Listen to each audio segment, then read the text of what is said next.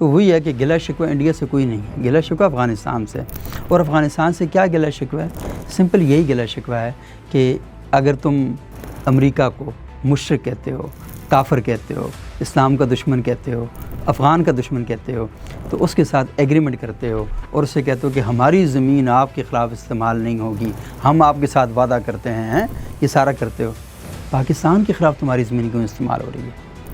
تمہارے لوگ جنہوں نے جہاد کرنا تھا وہ پاکستان کے خلاف کیوں جہاد کر رہے ہیں؟ اس ملک کے شہریوں کے خلاف کیوں جہاد کر رہے ہیں؟ ان کا اسلحہ اور بم دھماکے یہاں کیوں پھٹتے ہیں؟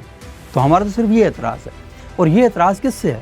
ان لوگوں سے ہے کہ جن کے ساتھ ایک پلیٹ میں بیٹھ کے ہم نے کھانا کھایا، جن کے ساتھ ایک تندور میں ہم نے روٹیاں لگائی ہیں، جن کے ساتھ ہمارے پڑوس میں بیٹھے رہے، ان کے ساتھ یہ اعتراض ہے. اور جن کی جنگیں جیتنے میں پشتیبانی ہم کرتے رہے ہیں، ان کے ساتھ یہ والا اعتراض ہے.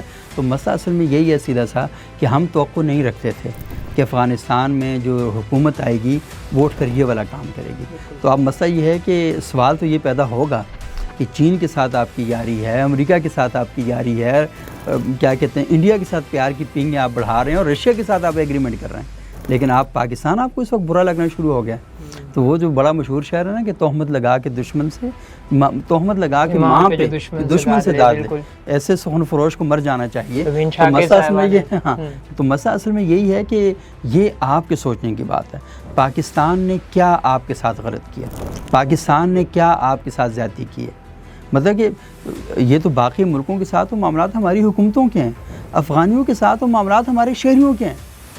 آپ جس گلی میں نیچے والی پورشن پہ پشاور کا بندہ رہتا تھا، اوپر والے پورشن پہ افغانی رہتا تھا، نیچے باجوڑ کا بندہ رہتا تھا، اوپر افغانی رہتا تھا، آپ کے ساتھ ہمارے دکھ سکھ سانجھے تھے، آپ کے ساتھ میل ملاقاتیں، آپ کے بچے ہمارے گلیوں محلوں میں کھیلتے رہے، ہمیں تو کبھی نہیں پتہ چلا کہ آپ افغانی ہیں، آپ تو بھائیوں کی طرح رہتے تھے ہمارے ساتھ.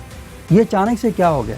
انڈیا نے آپ کو کون سا ایسا گڑ کھلا دیا ہے یا ایسا کیا کہتے ہیں کوئی مٹھائی کھلا دی ہے کہ لڈو کھلا دیے ہیں کہ آپ انڈیا کے ہو کے رہ گئے ہیں؟